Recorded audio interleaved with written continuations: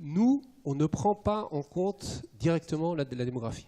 C'est-à-dire qu'il faut envisager nos scénarios, le schéma de pensée, alors c'est typiquement des physiciens, etc., c'est test d'hypothèse.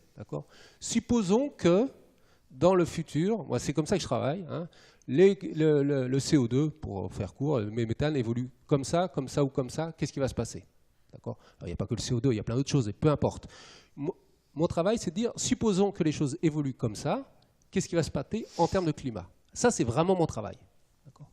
Après, il y a effectivement les personnes qui établissent ça, c'est d'autres communautés, qui disent, alors il y a plusieurs façons de penser, c'est de dire, voilà, pour que le CO2 augmente comme ça, dans ces grandes lignes, quelles sont les évolutions possibles de population, de technologie, etc., qui sont compatibles avec telle ou telle variation d'émissions.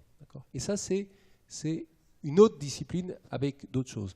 Donc, de ce point de vue-là, le but de ça, c'est justement de ne pas mélanger toutes les incertitudes, de ne pas tout mélanger. De dire, OK, dans un cas, on dit, si les perturbations, grosso modo, évoluent comme ça, qu'est-ce qui se passe? Et d'un autre côté, c'est dire quelles sont les évolutions de population, de technologie, etc., qui sont compatibles avec différents niveaux de perturbation. Voilà. Donc nous-mêmes, on n'a pas de test démographique. Par contre, les gens qui travaillent sur l'élaboration des scénarios, eux, ils ont des tests démographiques. Vous voyez ce que je veux dire? Donc on a et il y a N pour une même trajectoire, j'allais dire, d'émissions de CO2. Il y a plein de possibilités, à la fois en termes d'évolution de population. Il n'y a pas un seul monde qui correspond à une trajectoire. Monde au sens...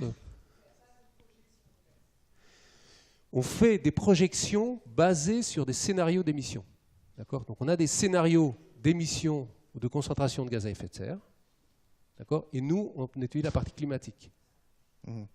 Vous dites si, politiquement, où on arrive par des décisions fortes à réduire de temps les émissions, voilà à combien de degrés et quelles sont les précipitations auxquelles on peut s'attendre. Et si on ne fait rien, si on continue tel qu'on est, voilà. C'est ça quand vous dites on part d'un scénario et on essaye de faire correspondre ensuite un déroulement climatique.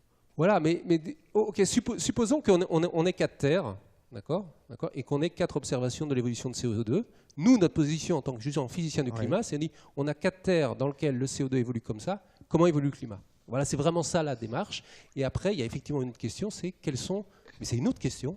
C'est question quel est le lien entre développement socio-économique et ces émissions?